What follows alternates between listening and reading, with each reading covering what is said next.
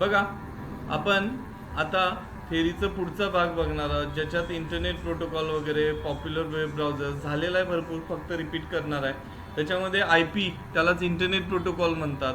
IP protocol हा network लेअरमध्ये काम करत असतो. कम्युनिकेशन प्रोटोकॉल आहे, नेटवर्क लेअर कम्युनिकेशन प्रोटोकॉल म्हणून IP प्रोटोकॉल काम करत असतो. ह्याच्यामध्ये काही इंटरनेट प्रोटोकॉल्स कोणते आहेत बघा, TCP/IP आहे, SMTP आहे. IP चे एवढे प्रोटोकॉल्स आहेत, TPP, FTP, SFTP, HTTP, HTTPS आणि टेलनेट. मी हे सगळे प्रोटोकॉल सांगणार आहे पुढे काय काम करतं. त्यामधला पहिला आहे बघा TCP/IP प्रोटोकॉल. TCP/IP प्रोटोकॉल म्हणजे काय? प्रोटोकॉल म्हणजे सेट ऑफ रूल्स. प्रोटोकॉल म्हणजे काय? Set of rules. रूलचा सेट म्हणजेच प्रोटोकॉल म्हटलं जातं. मग ह्याच्यामध्ये TCP/IP प्रोटोकॉलचा फुल फॉर्म काय बघा. TCP म्हणजे काय? तर ट्रान्समिशन कंट्रोल प्रोटोकॉल. आणि IP म्हणजे काय? Internet protocol. हा सेट आहे कम्युनिकेशन प्रोटोकॉल्सचा, जो नेटवर्क डिव्हायसेस कनेक्ट करण्यासाठी इंटरनेटमध्ये उपयोगी पडतो. हा TCP/IP प्रोटोकॉल आहे. त्यानंतर दुसरा प्रोटोकॉल आहे SMTP protocol. SMTP protocol simple mail transfer protocol म्हटलं जातं. म्हणजे मेल सेंड करण्यासाठी. ह्याचं काम काय? ईमेल सेंड करण्याचं. SMTPचा फुल फॉर्म आहे बघा, simple mail transfer protocol. Email send करण्याची जबाबदारी ह्याच्याकडे असते, ह्याला SMTP प्रोटोकॉल म्हणतो. त्यानंतर HTTP प्रोटोकॉल मी सांगितलं आहे, हायपरटेक्स्ट ट्रान्सफर प्रोटोकॉल. एका पेजवरनं दुसऱ्या पेजवर जात असताना वेब पेज चेंज करण्यासाठी, सर्फिंग करण्यासाठी, हायपरटेक्स्ट ट्रान्सफर करण्यासाठी ह्याचा वापर केला जातो. ह्याच्यात थोडक्यात काय, तर एका पेजवरनं दुसऱ्या पेजवर जाण्याची जबाबदारी ह्या हायपरटेक्स्ट ट्रान्सफर प्रोटोकॉलची आहे. ह्याच्या पुढे जर S जोडलं तर सेक्युअर्ड म्हटलं जातं. ती वेबसाईट सेक्युअर्ड आहे असं कन्सिडर केलं जातं, HTTPS.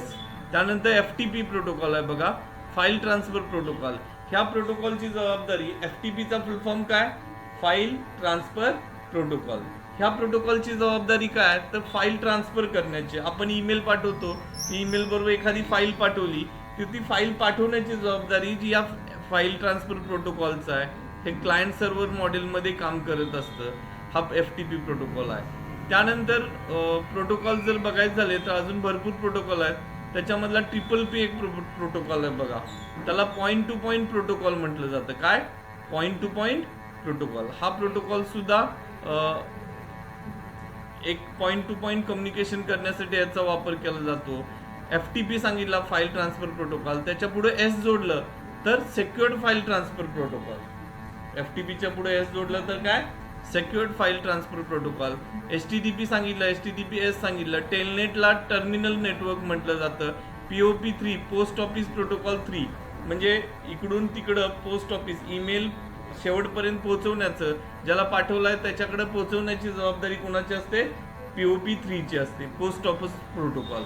त्यानंतर UDP protocol, user datagram protocol म्हटलं जातं. IPv4 मागच्या लेक्चरला सांगितला, इंटरनेट प्रोटोकॉल व्हर्जन 4. 4 ब्लॉक असतात, त्याच्यामध्ये जास्तीत जास्त 255 पर्यंतचा नंबर असतो. 192.168.1.1 डेमो एक्झाम्पल सांगितलं मी. IPv6 सुद्धा इंटरनेट प्रोटोकॉल व्हर्जन 6 म्हटलं जातं. आणि हे इतर प्रोटोकॉल इथं वापरले जातात. आता हे प्रोटोकॉल झाल्यानंतर इंटरनेट कनेक्ट करण्यासाठी वेगवेगळे मोड्स माहिती आहेत. म्हणजे माझ्या लॅपटॉपला जर इंटरनेट कनेक्ट करायचं झालं तर मी कुठल्या कुठल्या साह्यानं करता येतं. त्यातला मधला पहिला मोड आहे वायफाय मोड. आता आपल्याकडे वायफायद्वारेच इंटरनेट कनेक्ट आहे, म्हणजे वायफाय मोडद्वारे माझं इंटरनेट कनेक्ट झालेलं आहे. वायफायचा फुल फॉर्म आहे वायरलेस फिडिलिटी. काय? Wireless fidelity. वायरलेस फिडिलिटी हा त्याचा फुल फॉर्म आहे, वायफाय म्हणतो. त्यानंतर इथरनेटद्वारे, म्हणजे इंटरनेटची केबल मी इथं जोडली नेटवर्क अडॅप्टर कार्डमध्ये, NAC कार्डमध्ये, तर त्याच्याद्वारे सुद्धा इंटरनेट कनेक्ट होतं, त्याला इथरनेट म्हणतो. Wired connection between 2 networks, 2 wire नेटवर्कमधले कनेक्शन केलं जातं. त्यानंतर डायल-अप कनेक्शन पूर्वी होतं. पूर्वी टेलिफोन असायचे घरातल्या टेलिफोनची लाईन जरी जोडली कॉम्प्युटरला तर वेगळा अडॅप्टर असायचा, त्याच्याद्वारे सुद्धा इंटरनेट कनेक्ट करायचं. मी हे ट्रायल केलेलं आहे, पण ह्याचं स्पीड एवढं कमी होतं. पूर्वीचं स्पीड म्हणजे एकदम कमी होतं. त्यानंतर DLS, सॅटेलाईटद्वारे सुद्धा इंटरनेट कनेक्ट केलं जातं. ह्याच्यामध्ये केबलद्वारे, फायबर ऑप्टिकल केबलद्वारे इंटरनेट कनेक्ट केलं जातं. मोबाईलद्वारे, हॉटस्पॉटद्वारे सुद्धा इंटरनेट कनेक्ट केलं जातं. केबलद्वारे आता मी सांगितलं, आणि फायबर ऑप्टिकल केबलद्वारे फास्टेस्ट कम्युनिकेशन होतं. हे मोड सांगितले.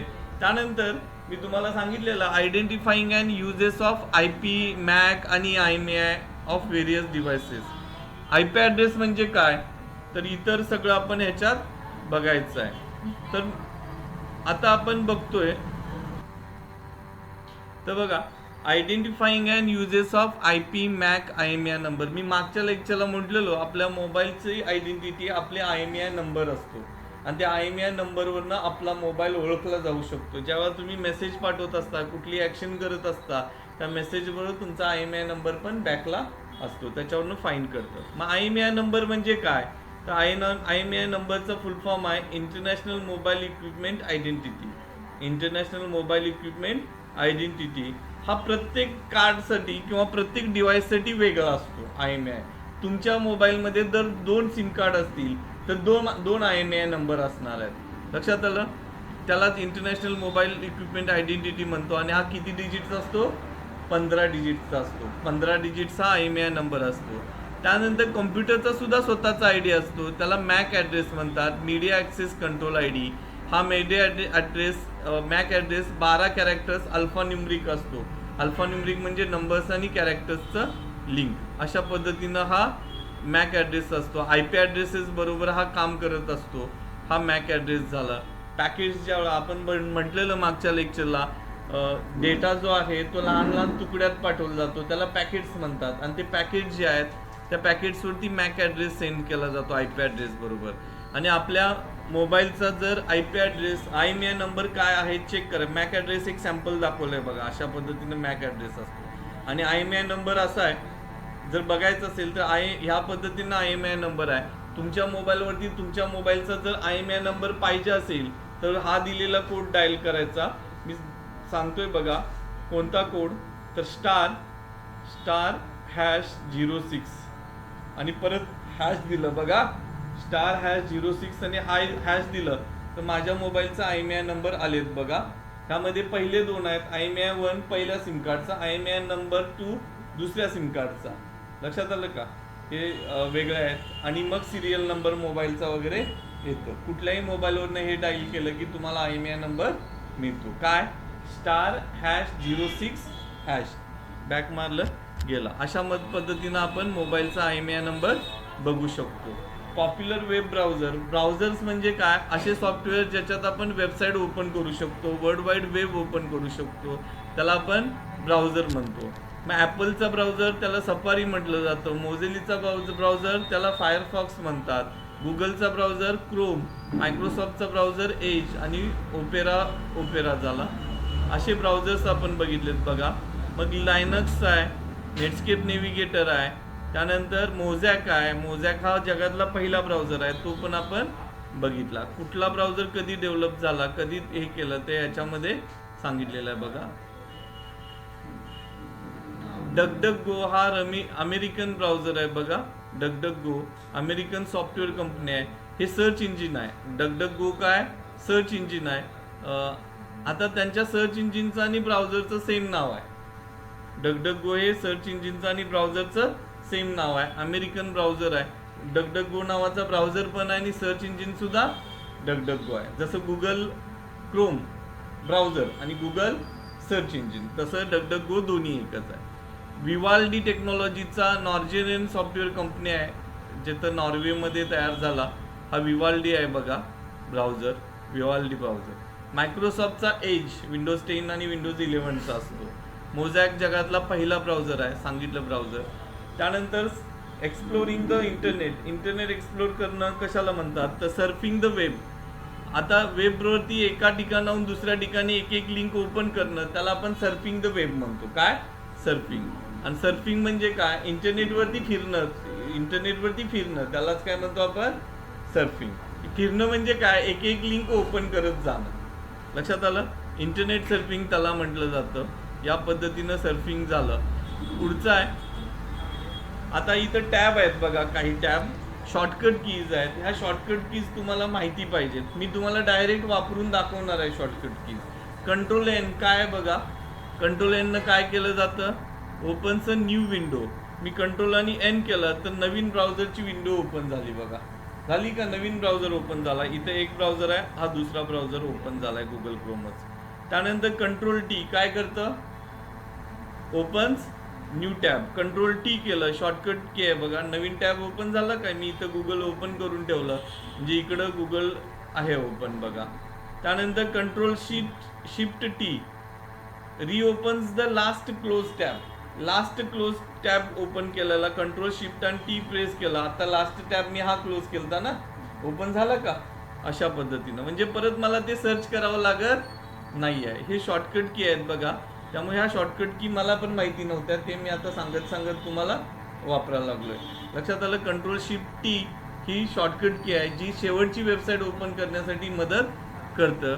Control D direct bookmark open करायचा आहे. समजा मी कंट्रोल शिफ्ट टी ओपन केलं आणि ह्याचा बुकमार्क ऍड करायचा आहे. बुकमार्क ऍड करायचं, बुकमार्क मी दाखवलेलं होतं. ही वेबसाईट मला हे करायचं आहे. कंट्रोल डी केलं तर student.nailed.in वेबसाईट झाली आणि बुकमार्क ओपन झाला बघा. डायरेक्ट फॉर्म ओपन होणार आहे, हा गुगल फॉर्म ओपन होणार आहे. बुकमार्क ओपन मी समजा क्लोज केलं आणि इथं आलो.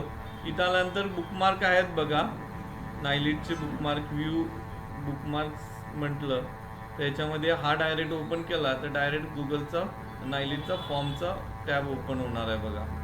फॉर्मचा टॅब ओपन होणार आहे, नायलिट वेबसाईट ओपन होते. अशा पद्धतीने हे आहे बघा. Control D, control tab, control टीनं टॅब ओपन होतो. याच्यात गुगल ओपन केलं आणि कंट्रोल टॅबनं काय होतं, एका टॅबवरनं दुसऱ्या टॅबला जाता येतं. कंट्रोल आणि टॅब बटन केला तर टॅब त्या टॅबवरनं त्या टॅबवर, त्या टॅबवरनं त्या टॅबवर, मला प्रत्येक वेळा माऊस वापरावा लागत नाही. अशा पद्धतीनं हे आहेत. F3 आहे बघा, फाइंड म्हणजे फाइंड बॉक्स ओपन होतो. F3 फाइंड, तुम्ही काय पण सर्च करू शकता, याच्यात सर्च करू शकता, हे पण उपयोग आहे. कंट्रोल F केलं तरी तेच ओपन होतं. F3 आणि कंट्रोल F अशा पद्धतीनं झालं. रिफ्रेश पेज करायचं असेल तर F5 हे रिफ्रेश करतं. आता रिफ्रेश केल्यामुळं परत गेलं बघा, हे रिफ्रेश करतं.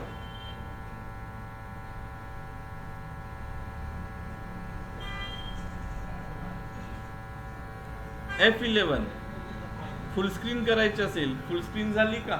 F11 प्रेस केलं, परत F11 प्रेस केलं, गेलं, ही फुल स्क्रीन झाली. कंट्रोल जे opens the download page. Control आणि जे ओपन केलं, डाउनलोड पेज ओपन होतं. काय काय डाउनलोड झाले ते आपण ओपन बघता येतं. डाउनलोड्स पेज ओपन होतं कंट्रोल जे न. कंट्रोल शिफ्ट जे opens the browser console for web developer. Control shift जे केलं तर वेब डेव्हलपरसाठी ब्राउझर ओपन होतं बघा, हे ओपन होतं. कंट्रोल टी म्हटलं तर हे केलं बघा. परत मी रिफ्रेश करतोय परत, कारण का त्या मोडमध्ये ते ओपन होत नाही, त्याने सिक्युरिटी ठेवलेली आहे. परत ओपन केलं.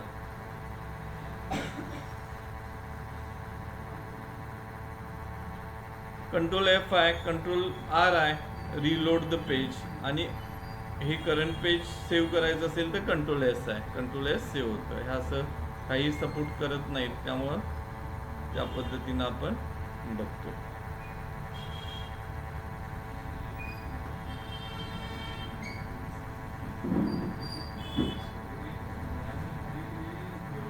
हे झालं. आता त्यानंतर बघा search engines. Popular search engine कुठले कुठले आहेत? सर्च इंजिन म्हणजे अशा वेबसाईट ज्याच्यात आपण माहिती सर्च करतो. त्यामधलं पहिले आहे, सगळ्यात फेमस सर्च इंजिन कुठला आहे? गुगल. मायक्रोसॉफ्टचं सर्च इंजिन बिंग. याहू आहे. चायनाचं सर्च इंजिन बायडू. अमेरिकेचं सर्च इंजिन डगडगगो. बरोबर आहे का? यांडेक्स हे रशियन सर्च इंजिन आहे, यांडेक्स. आणि ask.com हे आहे बघा, आस्क जीव्स म्हणून आहेत, या कंपनीचं आहे कॅलिफोर्नियातलं. हे एवढे सर्च इंजिन्स आहेत. सर्च इंजिन्स हे असे सॉफ्टवेअर्स असतात, वेबसाईट असतात ज्याच्यामध्ये आपण माहिती शोधू शकतो, सर्च करू शकतो. ISP मी सांगितलं. अशा पद्धतीनं हा थेरीचा पार्ट आजचा झालेला आहे. आज आपण पुढचं बघायचं आहे, ते म्हणजे आज रेल्वेचं विमानाचं बुकिंग बघायचं आहे. त्याचबरोबर आज आपण बघायचं आहे ते म्हणजे डिजिलॉकर अकाउंट. डिजिलॉकर अकाउंट हे सगळ्यात महत्त्वाचं अकाउंट आहे. डिजिलॉकर ज्याच्यामध्ये तुम्ही तुमची 10वीचं मार्कलिस्ट, पहिला आधार कार्डपासून 10वीचं मार्कलिस्ट सर्टिफिकेट, 12वीचं मार्कलिस्ट सर्टिफिकेट, गाडीची डॉक्युमेंट, ड्रायव्हिंग लायसन्स, सगळी डॉक्युमेंट तुम्ही इथं बघू शकताय, अपलोड करू शकताय, ऑटोमॅटिक येतात. कुठलंही डॉक्युमेंट तुमच्याकडे जवळ वापरायची गरज नाही. मला जर बघितलं तर माझा मोबाईल जर इथं तुम्हाला दाखवला तर माझं डिजिलॉकर अकाउंट आहे आणि त्या डिजिलॉकर अकाउंटमध्ये आता ही डॉक्युमेंट बघा, इश्यूड डॉक्युमेंट्समध्ये आलो. माझ्याकडं माझा इन्शुरन्सचं सर्टिफिकेट आहे, अपार आय डी, तुमचा अपार आय डी म्हणजे ABC आय डी, हा माझं सुद्धा एका ठिकाणी ॲडमिशन असल्यामुळं माझा सुद्धा अपार आय डी आहे. त्यानंतर आधार कार्ड आहे, माझं आधार कार्ड सुद्धा ओपन होतं बघा, आधार कार्ड आहे. त्यानंतर 10वीचं मार्कलिस्ट, 10वीचं सर्टिफिकेट, 12वीचं मार्कलिस्ट, 12वीचं सर्टिफिकेट, ओरिजिनल मार्कलिस्ट ओपन होतं. ओरिजिनल बघा, मार्कलिस्ट ओपन करून दाखवलं, ही ओरिजिनल कॉपी ओपन होते, स्कॅन केलेली नाही आहे, डायरेक्ट बोर्डाकडनं ते कॉपी येतं. त्यानंतर 12वीचं मार्कलिस्ट सुद्धा इथं ओपन होतं बघा, 12वीचं मार्कलिस्ट सर्टिफिकेट नाही आहे, हे बघा आलं का 12वीचं मार्कलिस्ट, मार्क्स नाही दाखवत. माझं डिग्रीचं मार्कलिस्ट सर्टिफिकेट ओपन होतात बघा, डिग्रीचं मार्कलिस्ट सर्टिफिकेट ओपन होतात. त्यानंतर इथं माझं ड्रायव्हिंग लायसन, मला पोलिसांनी अडवलं तर मी जवळ कुठलीही कागद ह्याच्यापासून वापरत नाही. तुम्ही एवढं दाखवलं तरी चालतं, भरपूर वेळा मी हे उपयोगी पडलंय. आणि IT ॲक्ट 2000 हा प्रश्न सुद्धा आहे, मी जे आता सांगतोय ते IT ॲक्ट 2000 नुसार डिजिलॉकरवरती कागदपत्र दाखवण्या कायद्यानं व्हॅलिड आहे. तुम्ही कुणालाही म्हणजे कोणीही सांगू शकत नाही तुमच्याकडे ओरिजिनल का नाही. IT ॲक्ट 2000 नुसार हे व्हॅलिड आहे, त्यामुळे कोणी याला चॅलेंज करू शकत नाही. रेशन कार्ड सुद्धा आहे बघा, ration card, digital ration card आहे. माझ्या नावावर जेवढ्या गाड्या आहेत त्या गाड्यांची डॉक्युमेंट्स सुद्धा आहेत बघा, गाड्यांची डॉक्युमेंट आहेत. म्हणजे गाडी अडवली, डॉक्युमेंट दाखवू शकतोय.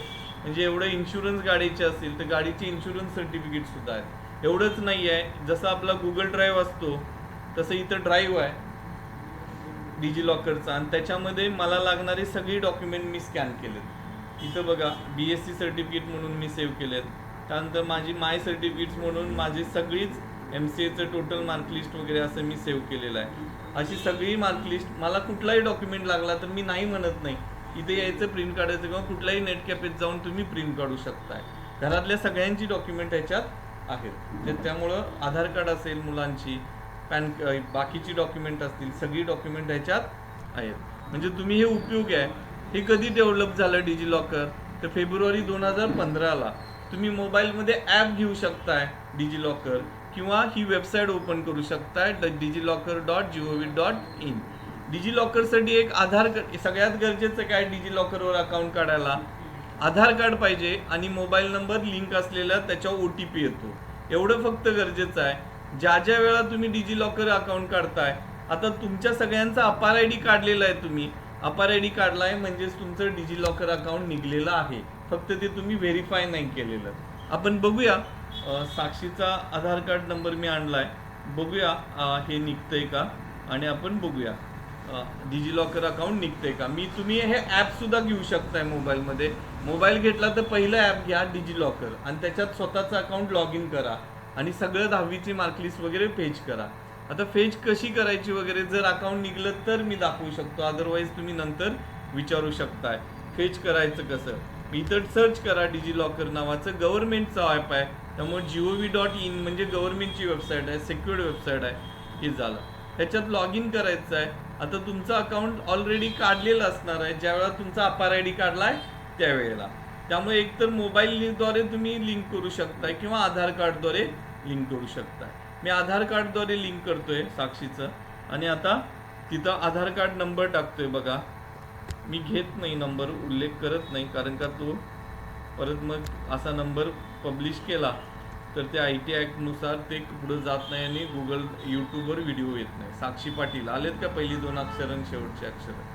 जर पिनकोड त्यांच्या शाळेने पिनकोड टाकलेला असतो, त्यामुळे आपल्याला माहिती नाही आहे नेमका काय पिनकोड आहे, त्यामुळे आपण फॉरगेट सिक्युरिटी पिन करूया.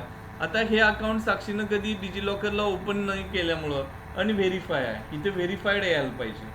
लक्षात आलं का, व्हेरीफाय यायला पाहिजे. मी फॉरगेट सिक्युअर पिन म्हटलं आणि बर्थ डेट टाकायची आहे, ती बर्थ डेट मी इथं घेतोय बघा.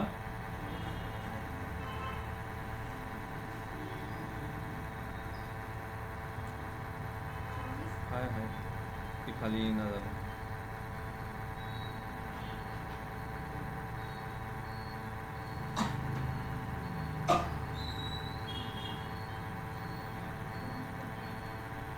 व्हेरीफाय केला. व्हेरीफाय केल्यानंतर 1122 वरती OTP गेलाय.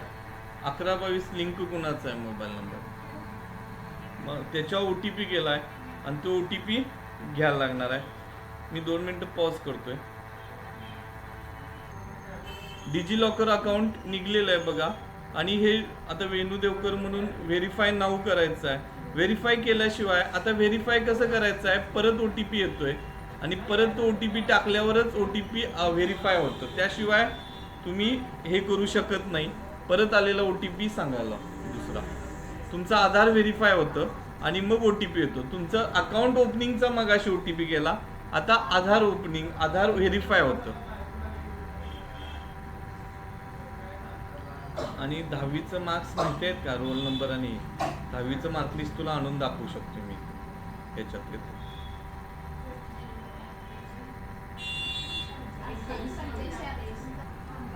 तर बघा आता व्हेरीफाय करण्यासाठी आपण पासवर्ड टाकलेला आहे आणि अपडेट करतोय. आता हिचं अकाउंट टेम्पररी जे होतं ते व्हेरीफाय झालेलं आहे, व्हेरीफाय होणार आहे बघा. आता व्हेरीफाय झालं का, हिचा अपार ID इथं आलेला आहे. आपला अपार ID जर आपल्याला माहीत नसेल, हिच्या अकाउंटवरती आधार कार्ड ऑलरेडी आलेलं आहे. व्हेरीफाय केल्यामुळं हे ऑटोमॅटिक येतं. त्याचबरोबर अपार ID सुद्धा आलेला आहे बघा. अपार ID सुद्धा आलेला आहे आणि हा अपार ID तुम्ही लिहून घेऊ शकताय. ह्या अपार ID वरती जसं नाव आहे तसंच ते येणार आहे. लक्षात आलं का? हे अपार ID तुम्ही बघू शकताय. म्हणजे एकदा तुमचं डिजी लॉकर अकाउंट निघलं की हे घेऊ शकताय. आता तुम्हाला तुमची डॉक्युमेंट सर्च करायचे आहेत. मी ड्रायव्हिंग लायसन्स सांगितलं, गाडीची कागदपत्र, तुमच्या नावावर जे जे आहे ते तुम्ही घेऊ शकता इथं. मग यात तुम्हाला काय करायचं आहे, इश्यूड डॉक्युमेंट्समध्ये यायचं. आता इश्यूड डॉक्युमेंट्स तुझी 2च आहेत. आता गेट मोर डॉक्युमेंट्समध्ये जायचं आणि इथं तुला बोर्डाचं मार्कलिस्ट पाहिजे आहे म्हणून काय लिहायचं, Maharashtra state board. Maharashtra state board असं सर्च करायचं. आता Maharashtra state board technical education आहे, हा सेकंडरी हायर एज्युकेशन येतं का, हे घ्यायचं आपल्या बोर्डाचं नाव. इथं 4 डॉक्युमेंट्स घेऊ शकताय. 10वीचं मार्कलिस्ट, 10वीचं सर्टिफिकेट, 12वीचं मार्कलिस्ट, 12वीचं सर्टिफिकेट. मी आता 10वीचं, तुमचं सर्टिफिकेट अजून आलेलं नाही आहे, मार्कलिस्ट घेतोय बघा.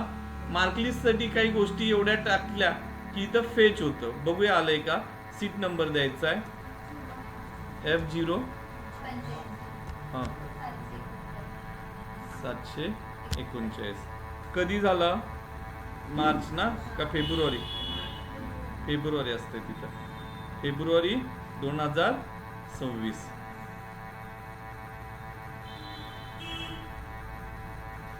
ओके केलं आणि गेट डॉक्युमेंट केलं. एवढीच लागते माहिती. आता हे फेचिंग म्हणतो आपण. डॉक्युमेंट गव्हर्नमेंटकडनं तुमच्या अकाउंटवरती फेच व्हायला लागलंय. आता हे फेच झालेलं आहे, मार्कलिस्ट आलेलं आहे तिच्या अकाउंटला. कधी पण कुठलं पण आपण डॉक्युमेंट असं घेऊ शकतो. गो टू डॉक्युमेंट केल्यानंतर 10वीचं मार्कलिस्ट आलं. हे 10वीचं मार्कलिस्ट अशा पद्धतीनं ओपन करून बघू शकतोय. आता हे हिचं 10वीचं मार्कलिस्ट आता वेगळ्या पद्धतीनं आलंय बघा. इथं येतं या पद्धतीनं. नंतर ओरिजिनल येतं. हे ऑनलाईनचं आलंय, नंतर ओरिजिनल कॉपी येते तुम्हाला. लक्षात आलं का? या पद्धतीनं तुम्ही सगळी डॉक्युमेंट फेच करू शकताय. ड्रायव्हिंग लायसन्स पाहिजे असेल तर लायसन्स म्हणा, सर्च करा, ड्रायव्हिंग लायसन्स येतं बघा. Delhi police, transport department, Ladakh वगैरे येतं बघा. त्यानंतर ट्रान्सपोर्ट डिपार्टमेंट असं वेगवेगळ्या त्या डिपार्टमेंटमध्ये जाऊन लिहायचं आहे. ड्रायव्हिंग पाहिजे, ड्रायव्हिंग लायसन्स.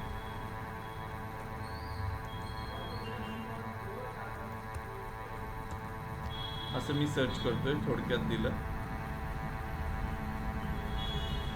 किंवा ट्रान्सपोर्ट डिपार्टमेंट म्हटलं.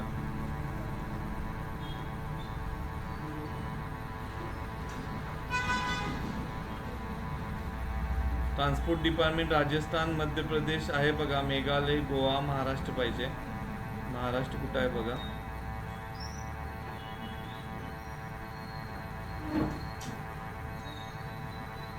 महाराष्ट्र बघा.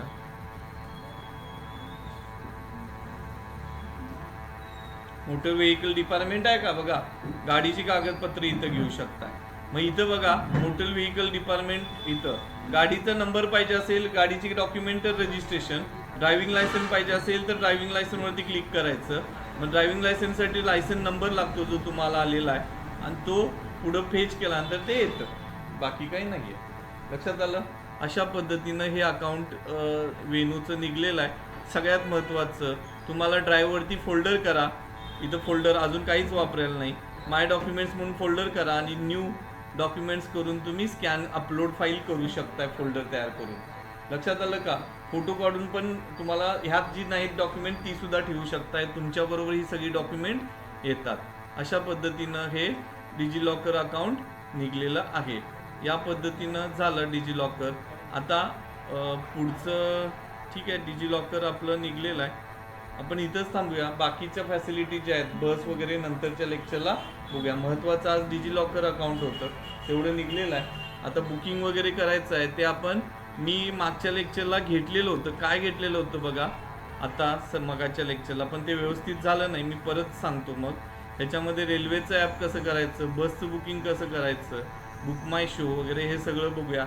नेक्स्ट लेक्चरला सगळ्या फॅसिलिटी बघायच्या ज्याला OTPची काही गरज नाही आहे. लक्षात आलं का? या पद्धतीनं ह्या सगळ्या कन्सेप्ट बघायच्या आहेत.